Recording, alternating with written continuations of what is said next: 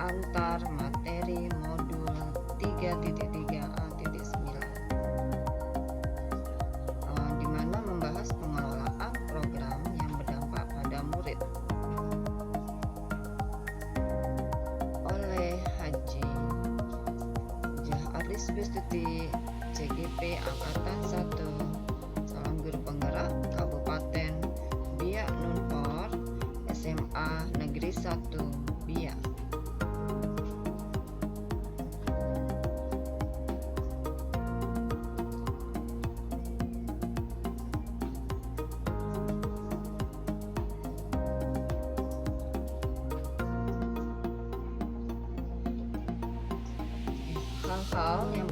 Hal-hal yang menarik yang dapat Anda tarik dari pembelajaran modul materi ini, dan bagaimana benang merah yang bisa Anda tarik dari keterkaitan antar materi yang diberikan dalam modul 3.3.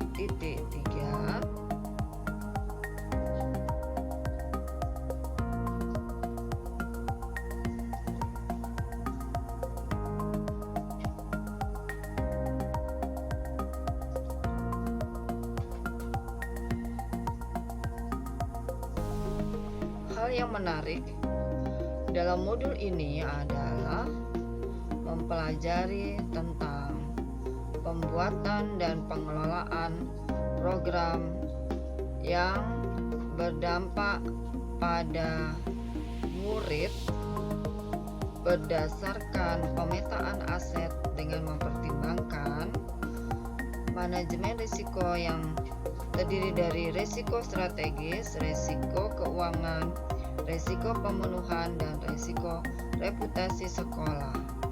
Selain itu, dalam penyusunan program dapat memahami serta melaksanakan monitoring, evaluasi, learning, dan reporting atau singkat MELR. Pandangan saya akan bentuk-bentuk program sekolah yang berdampak pada murid semakin terarah dan wawasan juga bertambah sehingga menginspirasi untuk melakukan hal yang sama pula di sekolah. Jenis-jenis program yang berdampak pada murid: pertama, fokus pada kepemimpinan murid untuk menumbuhkan jiwa kepemimpinan murid. Yang kedua, fokus pada inovasi dalam pembelajaran untuk menciptakan pembelajaran yang menyenangkan. Ketiga, sekolah alam dan adiwiyata. Yang keempat, melibatkan kontribusi masyarakat dalam proses pembuatan dan realisasinya.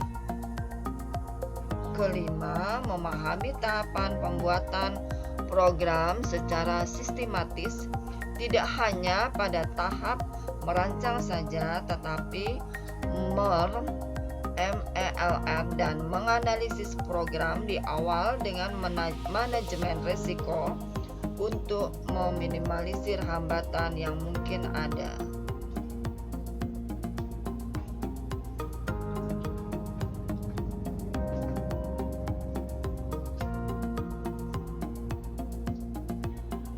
Kemudian di sini MLR adalah monitoring pertama, ada 4. Kemudian evaluation, learning atau pembelajaran, laporan, dan reporting. Nah, monitoring sendiri adalah proses menghimpun informasi dan analisis internal dari sebuah proyek atau program. Suatu kegiatan yang dilakukan dalam rangka pengawasan dan pengendalian kegiatan yang dilaksanakan untuk umpan balik pelaksanaan kegiatan yang sedang berjalan dilaksanakan dengan melihat langsung kegiatan untuk mengetahui kesesuaian perencanaan dan pelaksanaan dengan kesuksesan program.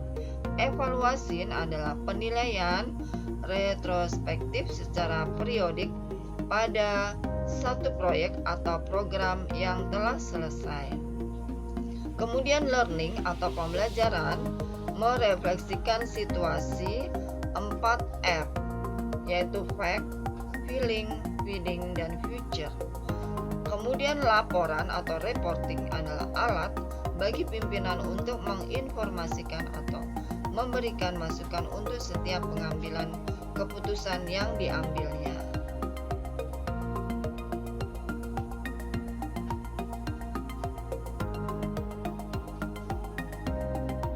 Nah, evaluasi adalah proses pengukuran hasil yang dicapai dibandingkan sasaran yang telah ditentukan sebagai bahan penyempurnaan perencanaan dan pelaksanaan.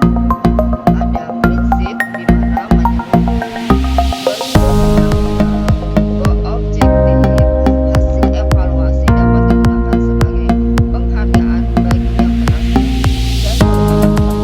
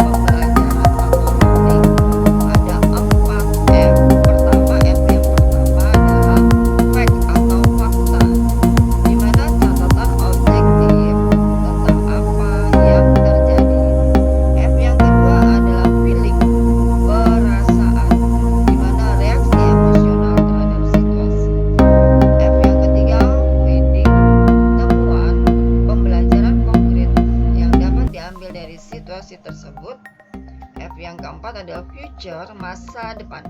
Menyusun pembelajaran digunakan di masa depan.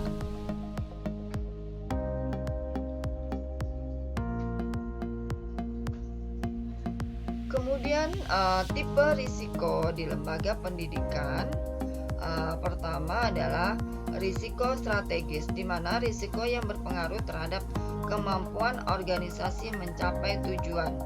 Kemudian ada risiko keuangan, yaitu adalah risiko yang mungkin akan berakibat berkurangnya aset.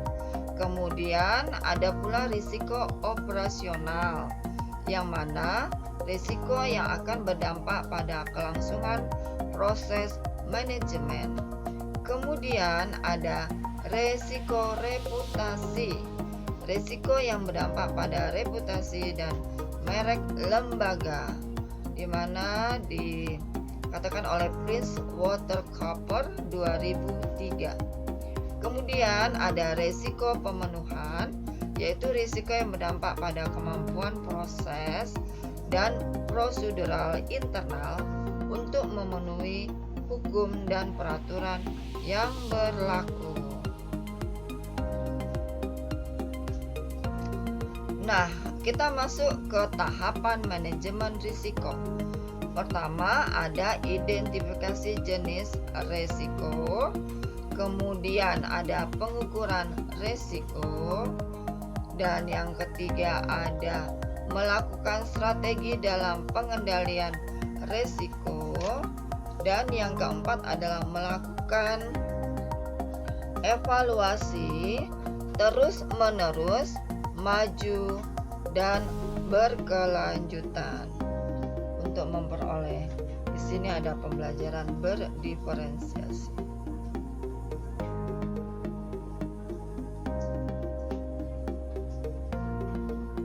Nah, untuk yang kedua pertanyaannya adalah apakah kaitan antara pemetaan sumber daya dengan perencanaan program sekolah yang berdampak pada murid?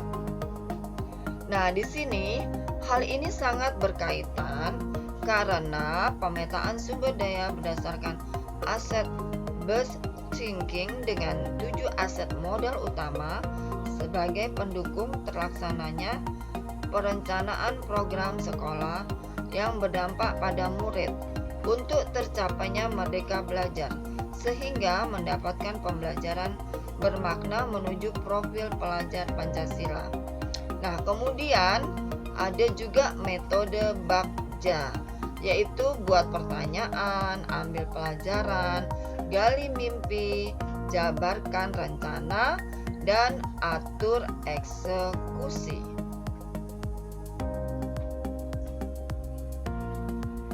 Kemudian di sini ada laporan atau reporting. Nah, apa itu? Di sini kita bagi adalah tujuan laporan, di mana pertama memantau dan mengendalikan suatu kegiatan, yang kedua membantu mengimplementasikan kebijakan dan prosedur yang telah ditentukan, yang ketiga memenuhi persyaratan, keempat mendokumentasikan kegiatan, kelima merupakan pedoman untuk persoalan tertentu. Kemudian dari laporan ada lagi fungsi laporan. Apa itu?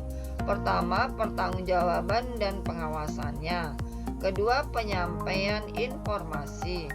Ketiga, bahan pengambilan keputusan dalam melaksanakan manajemen. Keempat, sebagai salah satu alat untuk memperluas ide dan tukar-menukar pengalaman. Kemudian dari laporan ada syarat-syarat laporan. Pertama, yaitu laporan mencerminkan isi laporan. Kedua, laporan harus langsung pada sasarannya. Yang ketiga, laporan harus lengkap. Keempat, laporan harus tegas dan konsisten. Kelima, laporan harus tepat pada waktunya. Dan yang keenam, laporan harus tepat penerimaannya. Oke, lanjut. Di sini ada manajemen resiko. Kemudian metode yang tersusun secara logis dan sistematis dari suatu rangkaian kegiatan, penetapan konteks, identifikasi, analisa, evaluasi, pengendalian serta komunikasi resiko. Nah, dikatakan oleh Lambombang tahun 2011 39 berpendapat bahwa walaupun suatu kegiatan telah direncanakan sebaik mungkin, namun tetap mengandung ketidakpastian bahwa nanti akan berjalan sepenuhnya sesuai rencana. Manajemen risiko merupakan salah satu hal wajib yang harus dilakukan dalam merencanakan program sekolah.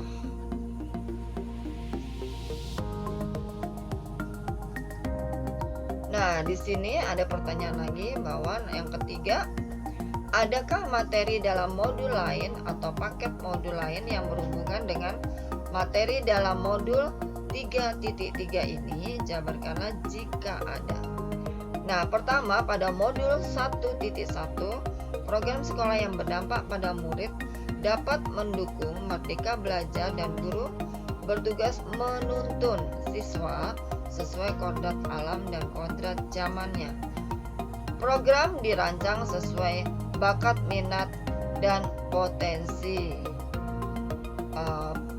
anak-anak, yaitu filosofi Ki Hajar Dewantara.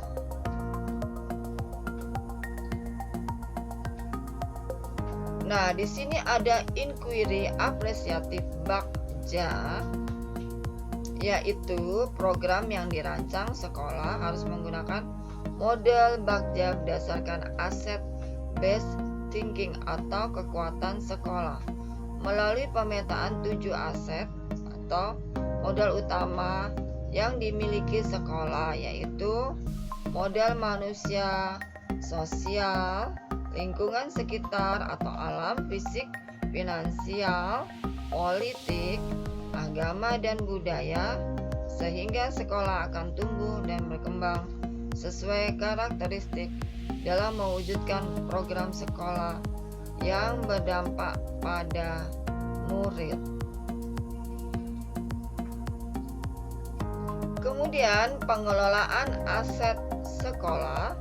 Hasil pemetaan 7 aset dijadikan tolak ukur untuk melihat kekuatan yang ada dan defisit yang ada pada sekolah dan lingkungan sekitar, sehingga ke depannya apa yang bisa untuk membuat di mana program tersebut dapat menuntun anak berdasarkan yang dimilikinya sehingga potensinya dapat dikembangkan dengan baik. Selain itu akan sejalan dengan pandangan sekolah di mana melihat sesuatu secara optimis sehingga akan timbul semangat dan kreativitas untuk mengoptimalkan kelebihan dan menutup atau menghilangkan kekurangan yang ada dengan membuat program melalui tahapan sehingga perwujudan dalam program sekolah yang merdeka belajar.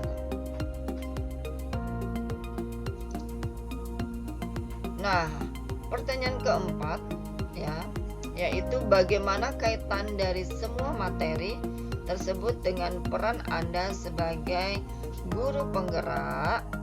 Nah, kaitan dari semua materi dengan peran saya sebagai guru penggerak.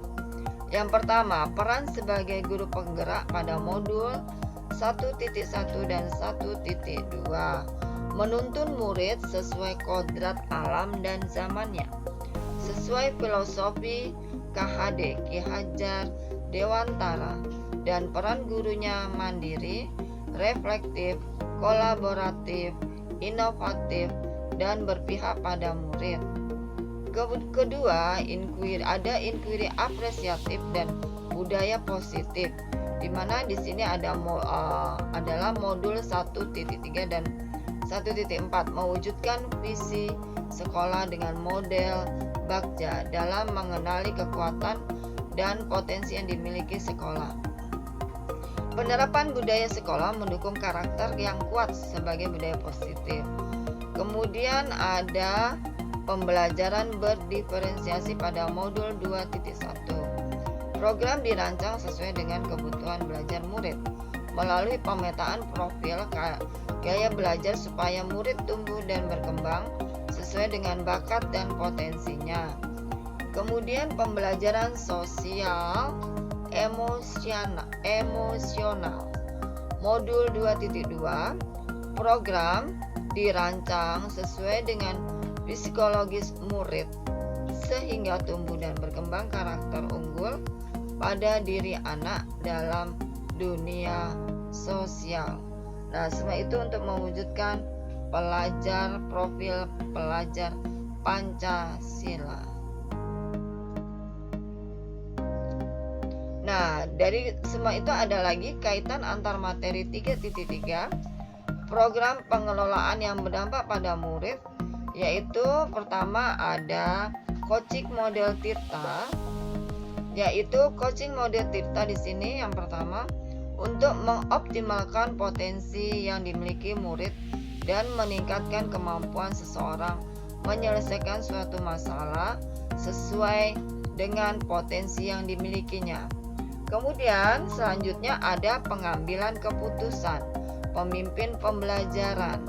Pengambilan keputusan pemimpin pembelajaran yang nomor 2 berdasarkan pada paradigma dilema etika, prinsip resolusi, dan 9 langkah pengambilan keputusan. Kemudian selanjutnya yang ketiga, pemimpin dalam pengelolaan sumber daya.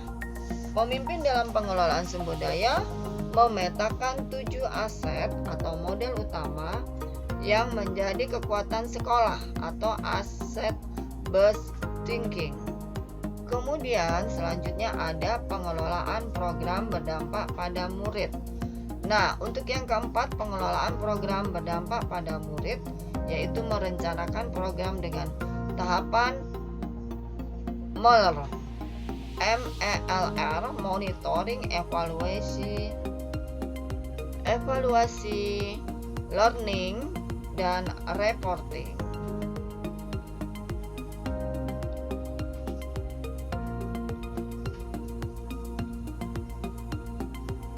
Thank you, terima kasih. Kasumasa oleh Haja Aris Bestuti, calon guru penggerak angkatan 1 Kabupaten Biak SMA Negeri 1 Biak.